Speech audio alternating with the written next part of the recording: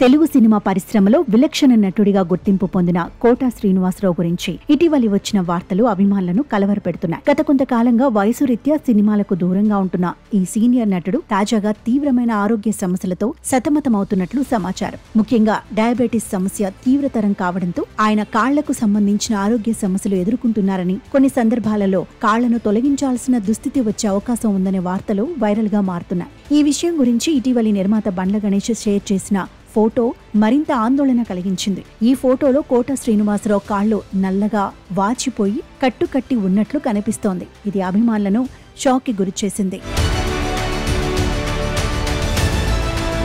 కోట శ్రీనివాసరావు కేవలం నటుడిగానే కాకుండా రాజకీయవేత్తగా కూడా కొంతకాలం సేవలందించారు. విజయవాడ తూర్పు నియోజకవర్గం నుండి ఎమ్మెల్యేగా పనిచేసిన ఆయన తన సరళమైన వ్యక్తిత్వంతో ప్రజల మనసు గెలుచుకున్నారు. అయితే గత కొన్ని సంవత్సరాలుగా వయసు మరియు ఆరోగ్య కారణాల వల్ల సినిమాల నుండి దూరంగా ఉంటున్నారు.